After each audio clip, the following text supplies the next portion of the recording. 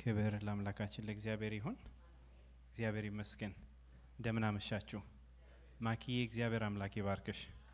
እግዚአብሔር ይባርክሽ በሏት እስቲ። አለን የምንመካበት ጌታ አይደል? የማይጥለን የማይተወን የወደደን ቅድም ሲባል እንደነበረው እንደዘመርነው ሁሉ እንዲሁ የመረጠን የራሱ ያደረገን አምላክ አለንና ክብር ለስሙ ይሁን። እንግዲህ ፓስተር ቅድም እንዳለው ሰሞኑን እየተነጋገርን ያለነው የወንጌል ኃይል በሚል ሀሳብ ላይ ነው። ስለዚህ በዛው ሀሳብ ላይ የምንቀጥል ነው የሚሆነው። የምናነበው የእግዚአብሔር ቃል ክፍል የሚገኘው አንደኛው ቆሮንቶስ ምዕራፍ 1 ከቁጥር 18 ጀምሮ ያለውን ሀሳብ አብረን እናነብና ጥቂት ደቂቃዎች እግዚአብሔርን ቃል አብረን ከተከፋፈልን በኋላ ደግሞ እንጸልያለን።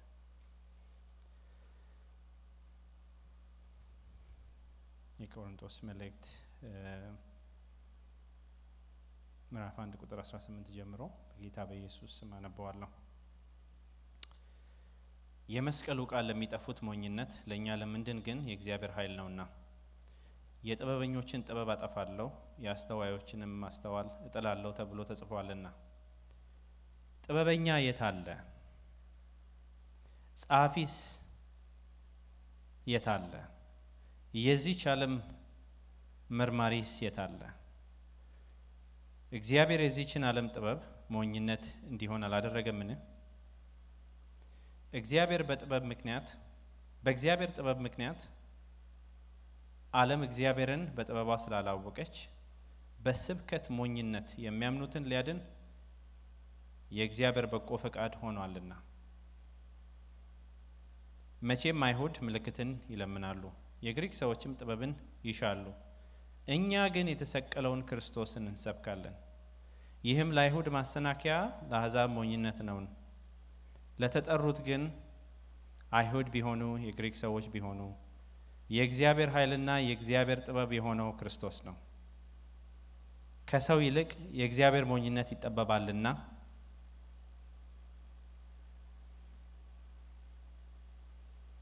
የእግዚአብሔርም ድካም ከሰው ይልቅ ይበረታልና። ወንድሞች ሆይ መጠራታችሁን ተመልከቱ። እንደ ሰው ጥበብ ጥበበኞች የሆኑ ብዙዎች፣ ኃያላን የሆኑ ብዙዎች፣ ባለአባቶች የሆኑ ብዙዎች አልተጠሩም።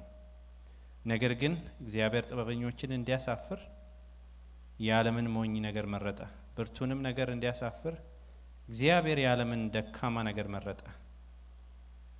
እግዚአብሔርም የሆነውን ነገር እንዲያጠፋ የዓለምን ምናምንቴ ነገር የተናቀውንም ነገር ያልሆነውንም ነገር መረጠ። ስጋን የለበሰ ሁሉ በእግዚአብሔር ፊት እንዳይመካ፣ ነገር ግን የሚመካ በእግዚአብሔር ይመካ ተብሎ እንደተጻፈ ይሆን ዘንድ ከእግዚአብሔር ዘንድ ጥበብና ጽድቅ፣ ቅድስና፣ ቤዛነትም ተደረገልን በክርስቶስ ኢየሱስ የሆናችሁት ከእርሱ ነው ይላል እስከ ቁጥር 31።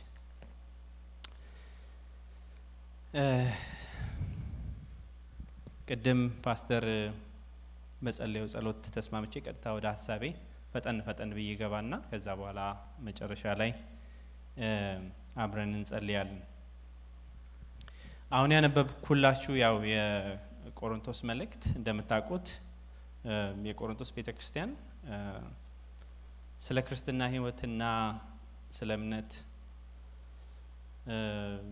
ክርስቲያናዊ ስለሆነ ምልልስ ኑሮ በጣም ችግር የነበረባት ቤተክርስቲያን ነበረች እና እነዚህ አይነት ችግሮች በቆሮንቶስ ቤተክርስቲያን ውስጥ ተነስተው ያው ሐዋርያው ጳውሎስ ይሄንን ሰምቶ ምላሽ የሚሰጥበት መልእክት ነው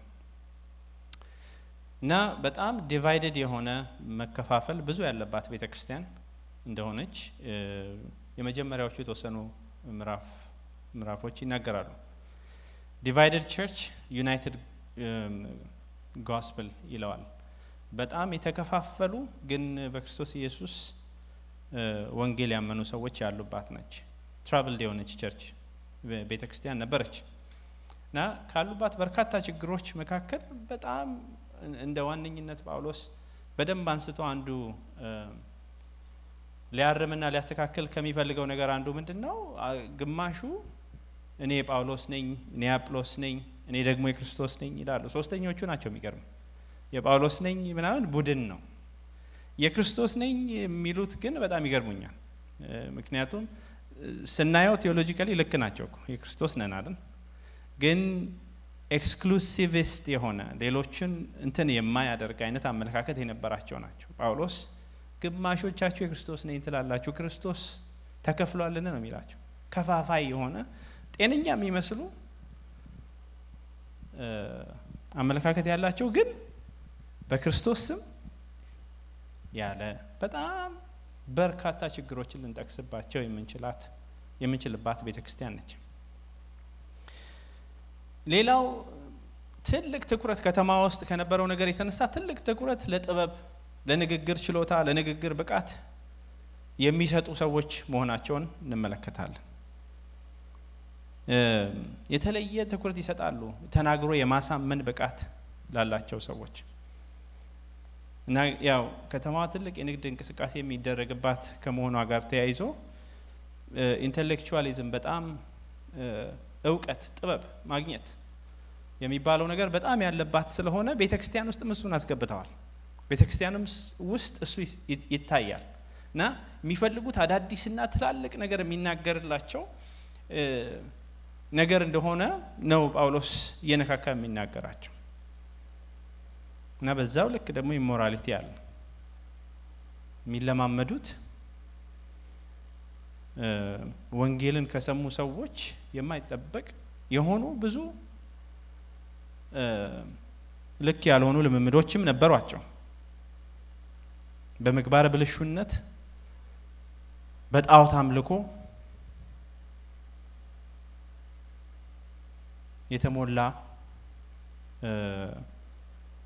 ከተማ ነው የቆሮንቶስ ከተማ አጠቃላይ። ያ ደግሞ ወደ ቤተ ክርስቲያን ውስጥ በተወሰነ መልኩ ገብቶ እንመለከተዋለን። ከተማ ውስጥ በጣም ብዙ አይነት አማልክት ያሉባት፣ ብዙ የሚመለኩ አማልክቶች፣ የሃይማኖት ዘርፍ ብዙ እንደሆነ፣ በጣም ለጥበብና ለአዳዲስ ነገር ጆሮ ስላላቸው በቃ ዝም ብለው የሚከምሩ እንደነበሩ የሚጨምሩ እንደነበሩ እንመለከታለን። እና ልክ በእኛ ዘመን አይነት ይሄ እኛ የምንኖርበት በኤሪያ ለአዳዲስ ነገሮች በጣም እንትን ነው አይደል? በጣም በቃ ኦፕን ነው እና እንደዚህ አይነት ነገር ይመስላል። የጥበብ ንግግር ያላቸው ሰዎች በየጊዜው እኛ ሀገር እዚህ አካባቢ አዲስ ነገር ያለው ሰው እንደ ቴድ ቶክ ላይ ይወጣና አዲስ ያለውን ሀሳብ የሚናገርበት አይነት መድረክ ያላቸው ይመስላሉ እና አዳዲስ ነገሮች ለመስማት ኦፕን ናቸው። እና ጳውሎስ ይሄንን በዚህ አይነት ሲቹዌሽን ያለችዋን ቤተክርስቲያን ትኩረት ሰጥቶ የሚሞግታቸው በቤተክርስቲያኒቱ ውስጥ ለሚታዩ ሁሉ ችግሮች ትኩረት ሰጥቶ የሚሞግተው አንድ ነገር እያነሳ ነው። የምስራቹን ቃል፣ የወንጌሉን ቃል ትኩረት በማድረግ መፍትሄ በማድረግ ነው የሚነግራቸው። የክርስቶስ ኢየሱስን ወንጌል ላሉበት ሁሉ ኬዎስ መንስኤ አድርጎ ሲያቀርብላቸው እንመለከታለን። የቆሮንቶስ ቤተክርስቲያን ካለችበት መከፋፈል፣ ካለችበት አለመርካት፣ ካለችበት ብዙ ግራ መጋባት ሊያወጣት የሚችለው መስቀሉ እንደሆነ ጳውሎስ በድንገት ኮንቨርሴሽን ምዕራፍ 1 ቁጥር 16 ላይ የተናገረውና 17 እና 18 ጀምሮ የሚናገረው ቶታሊ ነው ተርን ያደረገው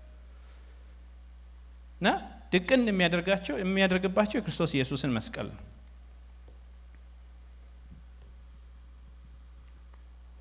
እንደዚህ ይላል ቁጥር 16 ላይ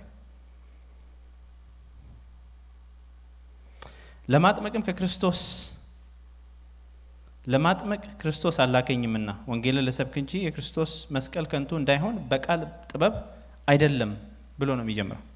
ከዛ ቀጥሎ ቅድም ያነበብኩትን የመስቀሉ ቃል ለሚጠፉት ብሎ ይናገራል። እና የጳውሎስን መፍትሄ ስትመለከቱት እንዴት አይነት በፈርጁ እያስቀመጠ አንደኛ ስለ መከፋፈል ምንድነው ምናምን የሚል ትምህርት ማስተማር ያለበት ነው የሚመስለው እኮ መፍትሄው መስቀሉ ነው ይላቸው። መስቀሉን ሰው አንደርስታንድ ሲያደርግ፣ ወንጌልን ሰው አንደርስታንድ ሲያደርግ ትራብልድ ለሆነው ውጥንቅጧ ለጠፋው ቤተክርስቲያን መፍትሄ ሰብሰብ የሚያደርጋት ኃይሏን የሚያድሰው ትክክል የሚያደርጋት ነገር መስቀሉ ነው ይላቸዋል። እና እኛም በምንኖርበት ዘመን ትራብልድ ለሆነው ዓለም በሀብት በኃይል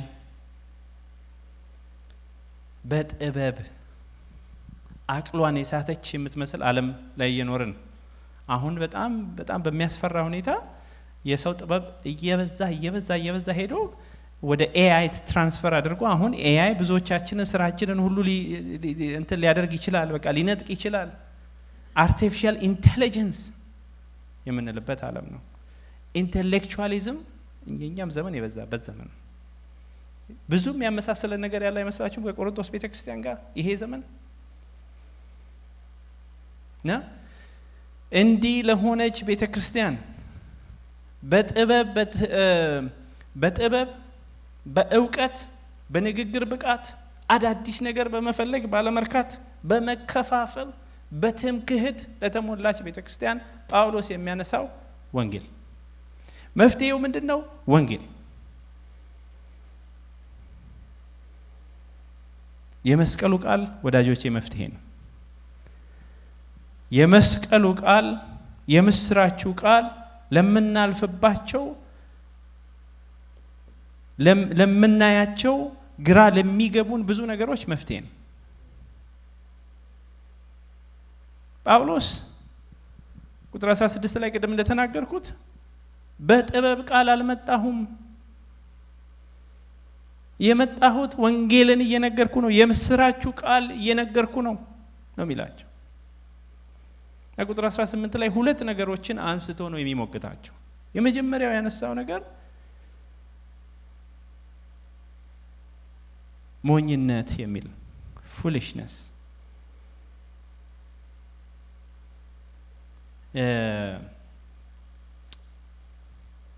የመስቀሉ ቃል ለሚጠፉት ምንድነው አላቸው? ሞኝነት ነው።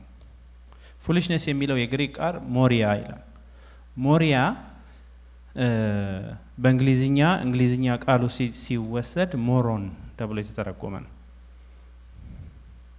እና ለዚህ ስጋዊ ለሆነው ሰው እብደት ነው። የመስቀሉ ቃል እብደት ነው።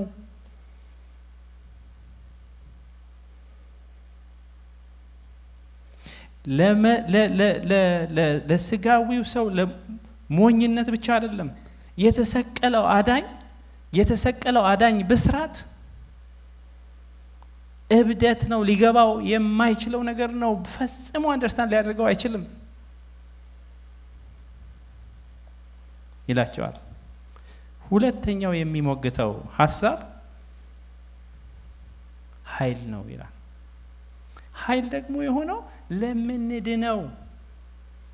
ለምንድን የእግዚአብሔር ኃይል ነው። ፓወር የሚለው አሁንም ቃል ዱናሚስ የሚለው የግሪክ ቃል ነው። ዳይናማይት የሚል ማለት ነው። እና ኤክስፕሎሲቭ ነው። ለምንድን ሰዎች የመስቀሉ ቃል ፓወር ያለው ነው። የሚወራለት ታሪክ ብቻ አይደለም፣ ፓወር ያለው ነው፣ የሚለውጥ ነው።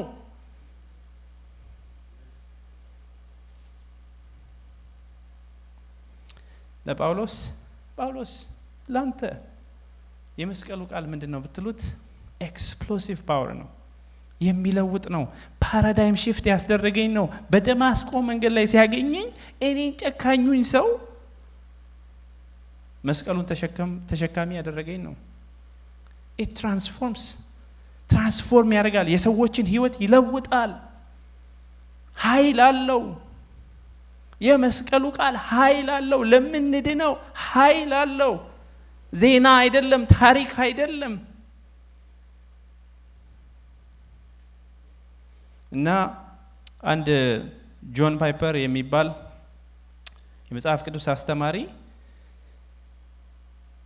The cross of Christ is either your foolishness or your power. There is no third category ይላል። ወይ ኃይል ነው በህይወት አሁን የሚሰራ ኃይል ነው፣ ወይንም ደግሞ እብደት ነው፣ ሊገባ የማይችል ነገር ነው። እና ጳውሎስ በነበረበት በዚህ ዘመን ለነበሩ የንግግር ጥበብ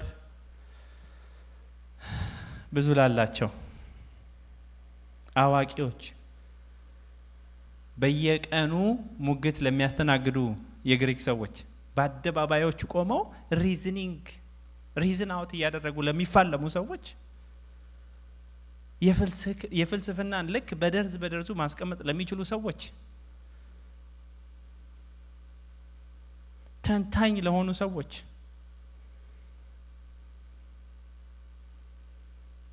የመስቀሉ ቃል ሞኝነት ነው አለ። አንድና አንድ አድርገው ሊያስቀምጡት አይችሉም። ኤክስፕሌን የሚደረግ አይደለማ በፍልስፍና።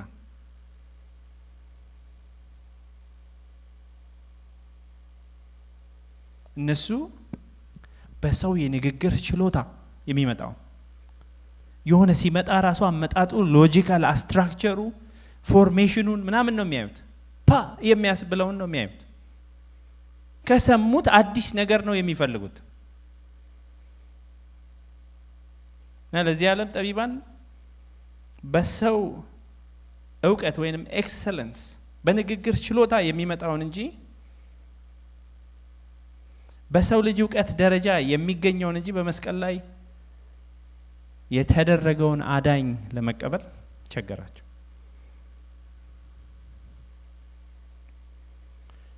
አንዳንድ ጊዜ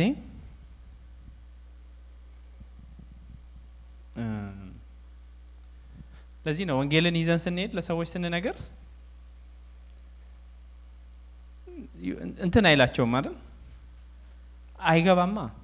ቀላል ነዋ። ሰው ቀላል የሆነ ነገር ሁሉ ጊዜ እንትን አያደርገውም፣ አትራክት አያደርገውም። በጣም ቀላል ሆነበቸው አንዳንድ ጊዜ አይደል? ወንጌል ስትነግሩ እንዴት አንተ አሁን አምላክ ለኔ ሞተ ነው የምትለኝ? how it doesn't make sense።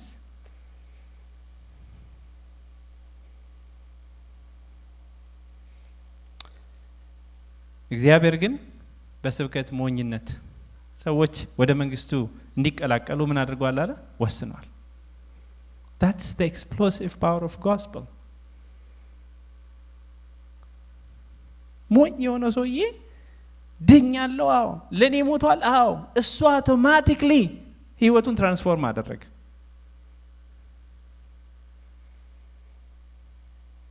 ሳይጥር ሳይቧጥጥ ለወራት የሆነ ቦታ ሳይሄድ ብዙ ሳይደክም ሳይለፋ ሰውነቱን ብዙ ሳይጎዳ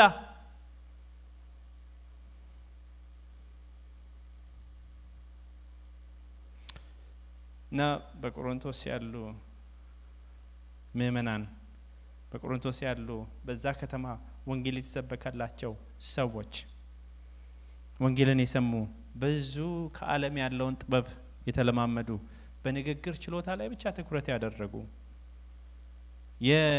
የሂውመን ኢንተሌክት ብዙ የሳባቸው የሰው እውቀት ብዙ የሚስባቸው ሰዎች ይሄ ትልቅ መዳን እንደሞኝነት ሆነባቸው። በነፃ የታደለው ህይወት ሊቀበሉት አልቻሉ። አንድና አንድ ሆኖ ስላልመጣላቸው ማለት ነው። እግዚአብሔር ግን የጥበበኞችን ጥበብ አጠፋለሁ፣ የአስተዋዮችን ማስተዋል አጠፋለሁ አለ። ወዳጆቼ የእግዚአብሔር ወንጌል ለኛ የደረሰን ወንጌል የሰው እውቀት የሰው ጥበብ ውጤት አይደለም። እንዲሁ በነፃ እግዚአብሔር በታምራታዊ አሰራሩ ለሰው ልጅ በጣም በማይገባው ሞኝነት ነው ብሎ ሰው ልጅ በሚያስበው በእግዚአብሔር ግን ጥበብ በተባለ ኃይል በተባለ በዛ መዳን ድነናል። ክብር ለእግዚአብሔር ይሁን። አይሁዶች ደግሞ አሉ። እነሱ ደግሞ ምልክትን የሚፈልጉ የሚወዱ ናቸው። እነዚህኞቹ ጥበብን በጣም የሚሹ ናቸው። እነዛኞቹ ደግሞ ለነሱ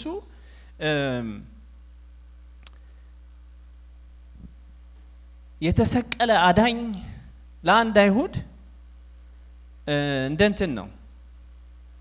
በዚህ ሀገር እንግለጸው ከተባለ ኦፌንሲቭ የሚባል ቃል አዳኝ የተሰቀለ ለአንድ አይሁድ ኦፌንሲቭ ነው። የርግማን ምልክት ነው። የተናቀ ምልክት ነው። የቅጣት ምልክት ነው።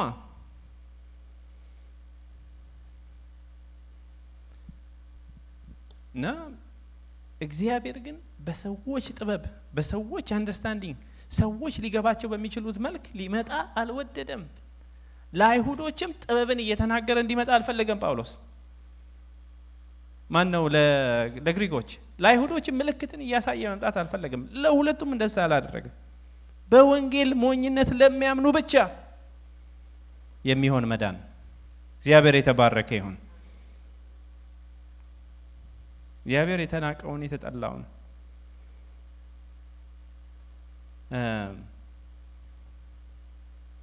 ኦፌንሲቭ የሆነውን በእነሱ እይታ ምናልባት በአይሁዶች እይታ በጣም ለክብራቸው የማይመጥነውን ለመዳን ምልክት አደረገው።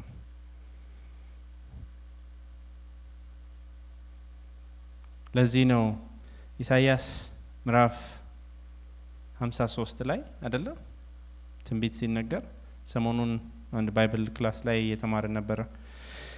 የተናቀ በሰውም የተጠላ የሕማም ሰው ደዌም የሚያውቀው ነው፣ ሰው ፊቱን እንደሚሰውርበት የተናቀ ነው አለ። ምን ያህል ብታፍሩበት ነው ሰው ፊቱን የምታዞሩበት? ልታዩት የማትፈልጉት ያህል ማለት ነው። እነሱ ከቤተ መንግስት ከፍታ ከሚባል ቦታ ሲጠብቁ እሱ ከእንደዛ አይነት ቦታ መጣ። ለዚህ ነው የማሰናከያ ድንጋይ ሆነባቸው የተባለ።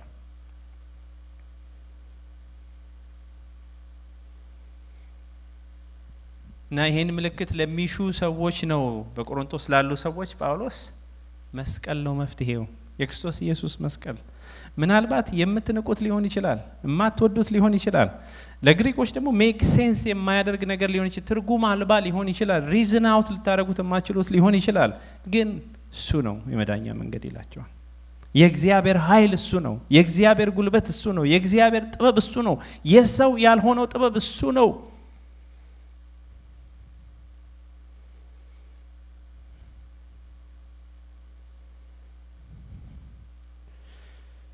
ሰው የሰው ጥበብ በራሱ በእግዚአብሔር ዘንድ ሞኝነት ነው። የሰው ጥበብ ፍልስፍናው፣ እውቀቱ፣ ሀብቱ፣ ገንዘቡ፣ ክብሩ፣ ዝናው ሊያደርሰው አይችልም። ወደዚህ መዳን ሊያስጠጋው አይችልም፣ አልቻለም። ይሄ ሁሉ ዝና፣ ይሄ ሁሉ እውቀት ሰው እግዚአብሔርን እንዲያውቀው ወይንም ደግሞ ሰው እግዚአብሔር የሰጠውን መዳን እንዲቀበል ሊያደርግለት አልቻለም።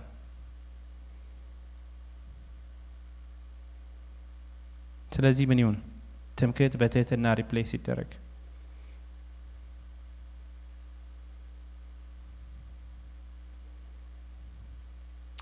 ኢየሱስ ብቻ ይክበር። የኢየሱስ መስቀል ይታይ፣ ሌላ ነገር አይታይ።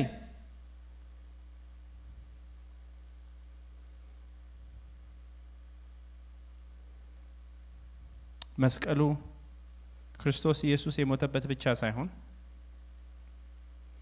እኛ ራሳችን ለዓለም የሞትንበት ነው።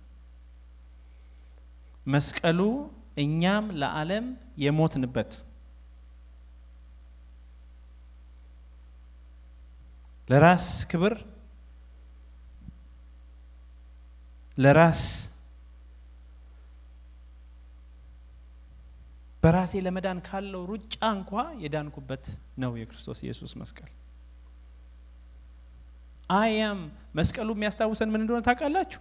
እኔ ፉሊ በክርስቶስ ኢየሱስ ላይ ምንድነኝ? ዲፔንደንት ነኝ የሚለው ነው የሚያስታውሰን። የኔ ኮንትሪቢዩሽን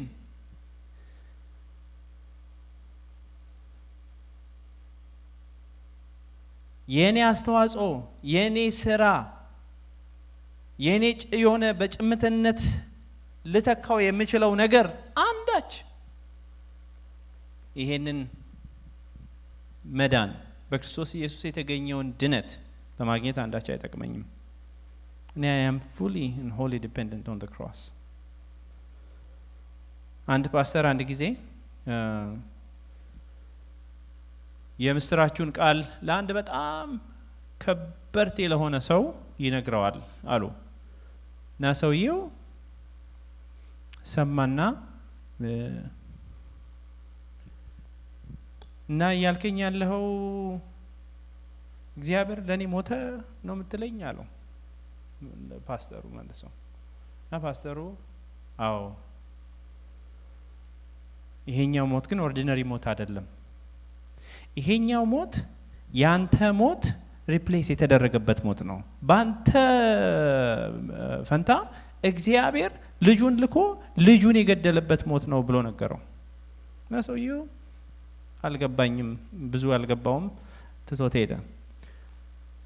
a couple of weeks later ይላል ጸሐፊው አሁን ገባኝ እያለቀሰ መጣል። እንዴት ምን ብሎት ምን ሰምቶ ፓስተሩ ያውቃል።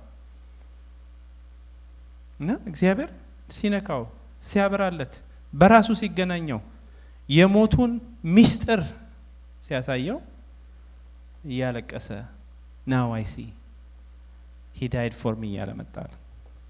ወዳጆቼ የክርስቶስ ኢየሱስን መስቀል በተለይ በዚህ በኢሲኤፍ ቤተክርስቲያን አሁን ሰሞኑን እግዚአብሔር በመካከላችን እየቀሰቀሰ ያለው የወንጌል ስራ ለማን እንደምንነግር እንዴት እንደምንነግር እግዚአብሔር ሰዎችን እንዴት እንደሚነካ አናቅም።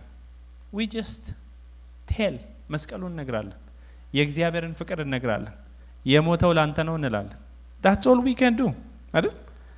ምንም ሌላ ጥበብ ልናሳምረው አንሞክርም። እንበለው ብንልም እንግሊዝኛው ችግር ነው መሰለኝ ብዙ አያስኬደን ይሆናል። ግን we can only go so far። በጥበብ ምንም ከሽኖ የለም። እግዚአብሔር ልጁን ልኮ ላንተ ሞቶልሃል የሚለውን ነው የምንነግረው። እግዚአብሔር እንዴት አድርገው እንደሚነካ ግን አናውቅም። ሌላ የጥበብ ቃል አናመጣም። ሌላ ምን ጨምርበት ነገር የለውም። ኢየሱስ ሞቷል። ፉሊሽነስ ነው ምን ሰብከው በእነሱ አተያይ ማለት ነው አይደል? በዓለም አተያይ ስንሄድ ስንነግር እኮ እነዚህ ሞኞች እኮ ነው የሚያስበለው። ይሄ ሞኞች ያስባለው ዜና ግን የሰዎች ህይወት ውስጥ ገብተው ምን እንደሚሰራ ወዳጆች ያናቅ፣ እንዴት አድርጎ እንደሚሰራ ያናቅ።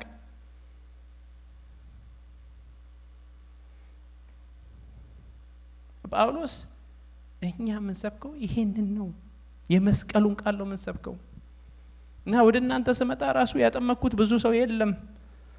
ጥንቃቄ ያደርጋለሁ ከክርስቶስ ኢየሱስ ከዛ ከተሰራው ስራ እንኳን ትንሽ እንዳላጎድል ትምክታችሁ በሌላ እንዳይሆን ጥንቃቄ አድርጌ ነው የምናገረው። I tell you what it is። ፊት ለፊት መስቀሉን ብቻ ነው ማሳያችሁ ነው የሚለው።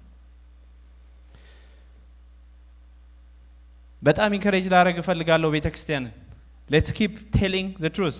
የክርስቶስ ኢየሱስን መስቀል እንንገር፣ የእግዚአብሔርን ፍቅር እንንገር፣ ኢየሱስ እንደሚወዳቸው እንንገር። የመስቀሉ ቃል እሱ ነው። የተሰቀለውን ክርስቶስ እንንገር። ሌላ የምንናገረው ክርስቶስ የለንም። የተሰቀለውን ኢየሱስን እንነግራለን። ለኃጢአት የሞተውን ኢየሱስን እንነግራለን። ሰዎችን ከስራት ለመፍታት የሞተውን እንናገራለን። ሜሴጃችን ሊለወጥ አይችልም። አዲስ ልናረገው አንችልም አሮጌ ሆኖ ስለማያቅ። ምንም ብናደርገው ልንለውጠው ልናሰማምረው አንችልም። የክርስቶስ ኢየሱስ ሞት ያኔ የሰራ ዛሬ በእኛ ህይወት የሚሰራ ነው። ሞኝነት የሚመስለውን ለብዙ ሰዎች ኦፌንሲቭ የሆነውን ለብዙ ሰዎች ፊት ይዘነው ስንቀርብ የሚያፍሩበትን ብዙ ሰዎች የማይገባቸው የሆነውን ኢየሱስን ግን ይዘን እንወጣለን።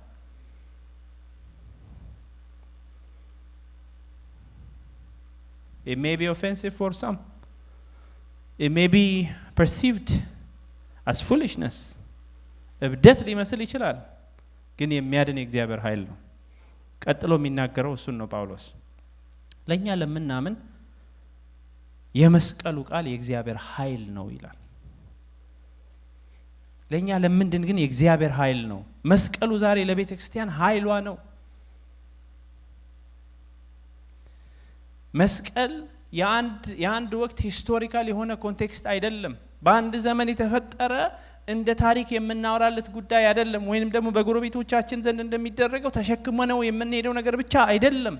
ስራ የተሰራበት ዛሬም ቀጥሎ ስራ የሚሰራበት የእግዚአብሔር ኃይል ነው። ያሁን እውነታ ነው የክርስቶስ ኢየሱስ መስቀል ይላል ጳውሎስ።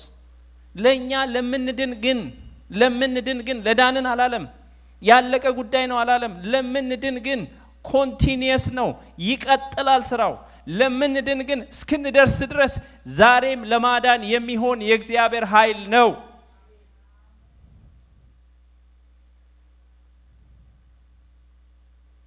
የመስቀሉ ቃል ኃይል ትላንት ብቻ የነበረ አይደለም። ዛሬም ሰዎችን ከጨለማ ለማዳን የእግዚአብሔር ኃይል ነው። ዛሬም ሰዎችን ከስራት ለማውጣት የእግዚአብሔር ኃይል ነው። ዛሬም ሰዎችን ከቀንበር ለመፍታት የእግዚአብሔር ኃይል ነው። ዛሬም ከአጋንንት ስራት ሰዎችን ነፃ ለማውጣት የሚሆን የእግዚአብሔር ኃይል ነው።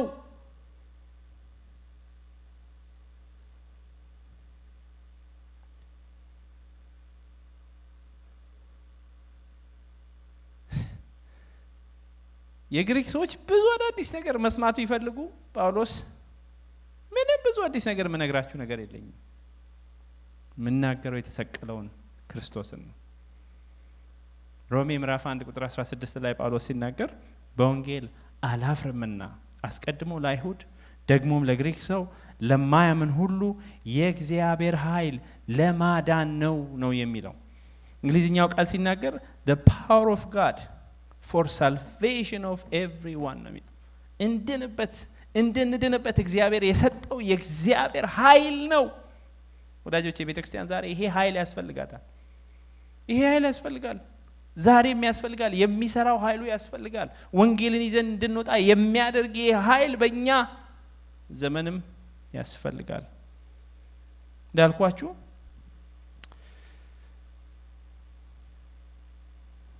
የመለወጥ ኃይል ያለው ስለሆነ የምንለውጠው እኛ አይደለን። ለዚህ ነው ቅድም የተነጋገርነው ክፍል ላይ ጳውሎስ ስትመለከቱት በጣም ፈሪሳዊ ነው አይደል? በጣም የሚያስፈራ ሰው አይነት ነው የነበረው ካራክተሩ። ምክንያቱም ከኢየሩሳሌም ደብዳቤ ይዞ የእግዚአብሔርን ሕዝብ ለማሳደድ ወረቀት ይዞ የወጣ ሰው ነው። በጣም ቀናተኛና አሳዳጅ የሆነ ሰው ነው። እንዲያውም በጣም የሚገርመኝ ሐናንያ እግዚአብሔር ሂድና ሲለው ለእግዚአብሔር ስለ ጳውሎስ ይነግረዋል። ያን ያህል የሚያስፈራ ሰው ነው። ያን ያህል ወንጌል ሊነገረው በጣም ሐናንያ እኮ ሂድ ኦፖርቹኒቲ ተሰጠው፣ ሂድ ንገረው ሲባል እንዴ ደብዳቤ እኮ በእጁ ላይ ያለ ምናምን ያለው ሰው ነው።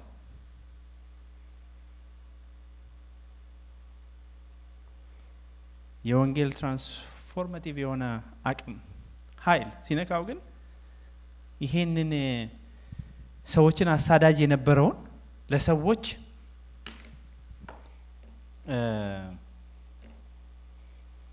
የሞት ደብዳቤ ይዞ የሚወጣውን ጳውሎስ እግዚአብሔር እንዴት አድርጎ እንደለወጠው እያችሁ ሲገናኘው ኢየሱስ በደማስቆ መንገድ ላይ ሲገናኘው በቃ he is totally transformed። ተናገረው፣ ነገረው፣ የምታሳድደኝ እኔን ነው አለው። ከዛ በኋላ he was a witness። የኢየሱስ ክርስቶስን ወንጌል በዓለም ዳርቻ ድረስ በብዙ አህጉራት ሄዶ የሰበከ ሰው ነው።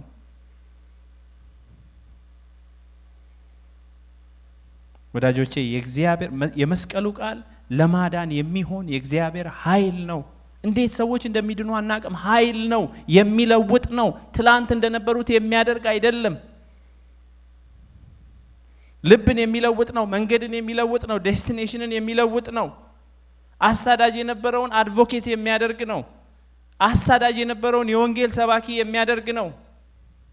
የመስቀሉ ቃል የምንናገረው የመስቀሉ ቃል ኢየሱስ የምንለው የምንናገርለት ልንመሰክርለት የምንወጣው እሱ ወዳጆቼ ምንም ብዙ መጨነቅ ያለብን አይመስለኝም። እንዴት ነው የምናገረው? እንዴት አድርጌ ነው የምሰብከው? ቢጠይቁኝ ምንድነው ማረገው? እና ባለፈው አንድ ጊዜ ወተን ነበርና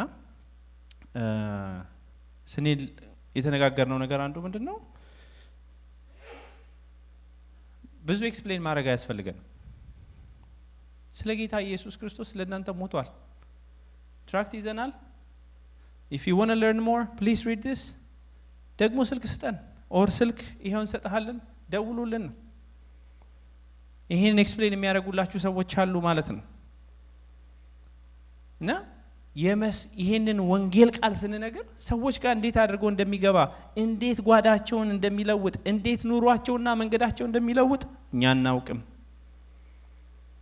ልናስውበው ልናሽሞነሙነው ከኑሯቸው ጋር ልናገናኘው ምናምን እንዳንሞክር የተሰቀለውን ኢየሱስን እንንገራቸው። ስለ ኃጢአት የሞተውን ኢየሱስን እንንገራቸው። የሚያድን የሆነውን እንንገራቸው። የዘላለም የሆነውን እንንገራቸው። እሱ ነው የሚለውጠው። ለማዳን የሚሆነው የእግዚአብሔር ኃይል እሱ ነው። የኛ የንግግር ጥበብና ብቃት አይደለም።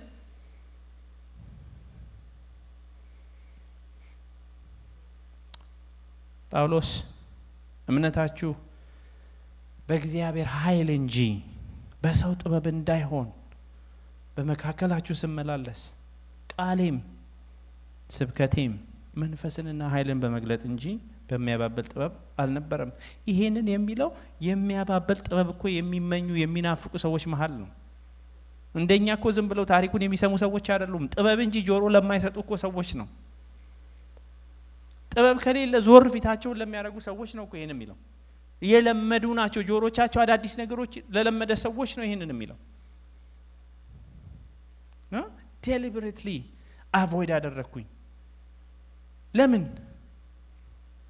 እምነታችሁ በሰው ንግግር ጥበብና ዕውቀት ላይ እንዳይሆን በሚያድነው በወንጌሉ በመስቀሉ ስራ ላይ ብቻ ትኩረት እንድታደርጉ።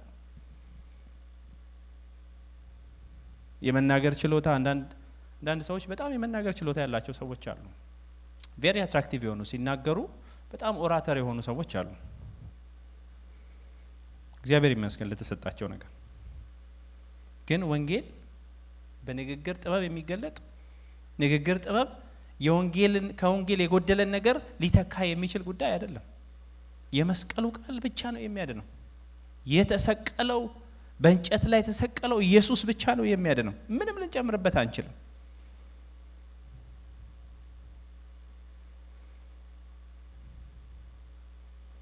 ነገር ግን ህይወትን በሚለውጥ በመንፈስና በኃይሉ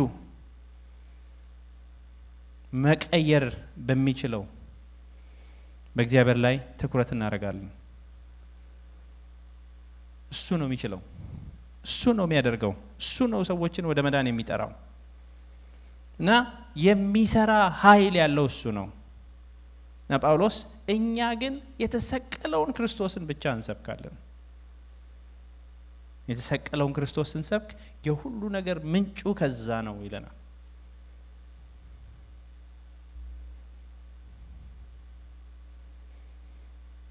እና እሱ ስለኛ የሞተው ጌታ በመስቀል ላይ አንዴ ሞተ። ሁላችን ከመስቀሉ በሚመነጭ ህይወት ኮንቲኒየስሊ እንኖራለን። ይሄ ህይወት ከመስቀል የሚወጣው ህይወት የሚያልቅና ልክ ያለው አይደለም። ኤቭሪዴይ ኒው ኤቭሪዴይ ፓወር ያለው ኤቭሪዴይ ሰዎችን መቀየር የሚችል ትራንስፎርም ማድረግ የሚችል ኃይል ነው። እና ቤተክርስቲያን እግዚአብሔር ወዳጆቼ ይሄንን ያደርግልን። በቃ የሆነ የጥበብ የተሞላው ምናምን ነገር አይደለም። ለዚህ ነው ከመስቀሉ ስንርቅ ቤተክርስቲያን ኃይል ይርቃታል። የመመስከር ኃይል፣ እግዚአብሔርን የማገልገል ኃይል፣ ቅዱሳን የመነቃቃት ኃይል፣ ጸጋዎች የመገለጥ ኃይል የሚርቃት ለዛ ነው። ከመስቀሉ የራቀች ቤተክርስቲያን እንደዛ ነው የምትሆነው። ወደ መስቀሉ የተጠጋች ቤተክርስቲያን ደግሞ ኃይል ይኖራታል። ለመውጣት ኃይል ይኖራታል። የእግዚአብሔርን ቃል ለመመስከር ኃይል ይኖራታል።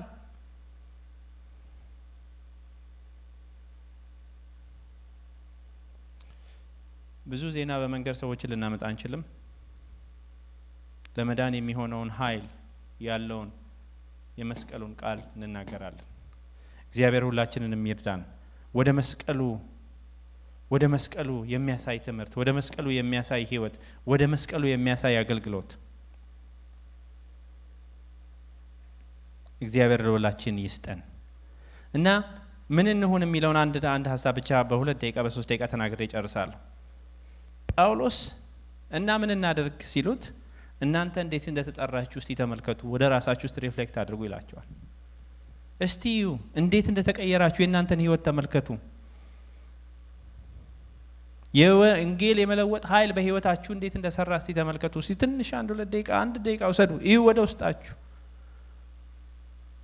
እግዚአብሔር እንዴት እንደጠራችሁ አስቡ። የወንጌልን ትራንስፎርም የማድረግ አቅም አንደርስታንድ ለማድረግ የራሳችንን ህይወት እንመልከት። እንዴት ነው የዳን ነው? እንዴት ነው የተቀየር ነው? እንዴት ነው የተነካ ነው? ጠቢባን አልተጠሩም፣ ብዙ ኃያላን አልተጠሩም፣ ባላባቶች አልተጠሩም። እግዚአብሔር እንዴት መጥቶ አገኘን? ምናልባት በምድር አተያይ ጠቢባን ላንሆን እንችላለን። ኃያላን የሆነን ከነገስታት ቤተሰብ የሆነን ላንሆን እንችላለን። ባላባቶች ላንሆን እንችላለን። የእግዚአብሔር ኃይል እንዴት እንደደረሰልን እዩ፣ አስቡ፣ አሰራሩን ተመልከቱ።